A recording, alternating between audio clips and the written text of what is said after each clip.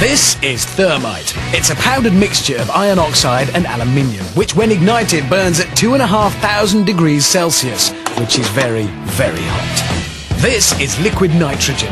It's specially stored at minus 198 degrees Celsius. That's 163 degrees colder than the North Pole in winter. But is it cold enough to neutralize the intense heat of thermite? Packed into the slow-release mechanism of a garden flower pot, the thermite is ready for action.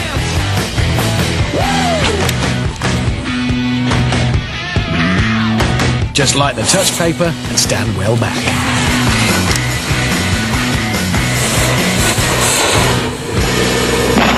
The fuse triggers the irreversible thermite reaction.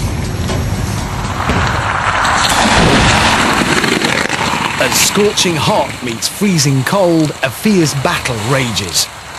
The smoke clears, and incredibly, nothing remains. As the thermite burns at 2,500 degrees, it releases a raging torrent of molten iron, which rains down upon the liquid nitrogen, boiling the glacial mixture away in a plume of vapour and melting the cylinder, leaving just a puddle of white-hot iron. A clear victory for thermite. So there you go, Dan. Adding something cold to thermite doesn't cancel it out. It just makes it angry. Thermite. You won't like it when it's angry. This is a car.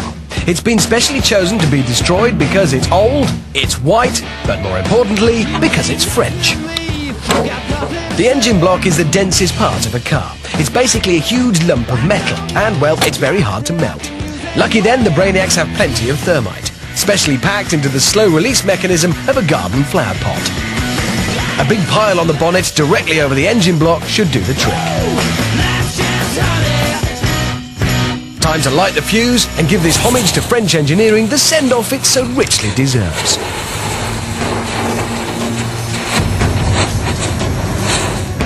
The irreversible thermite reaction begins.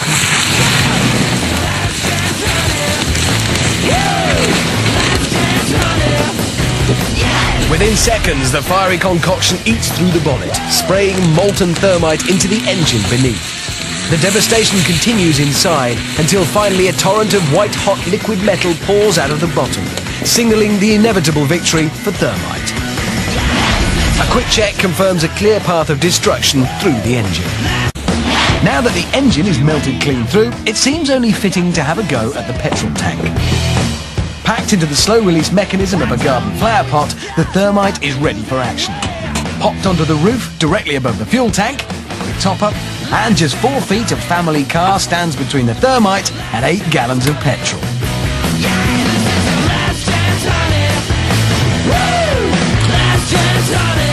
Light the touch paper and stand well back.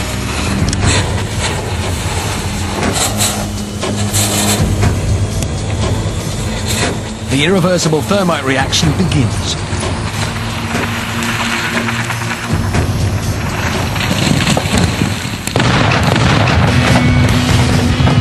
Thermite produces a stream of molten iron which melts through the car in seconds. Its 2,500 degree heat igniting the expanding petrol in a devastating fireball, leaving behind a car that won't be going very far anytime.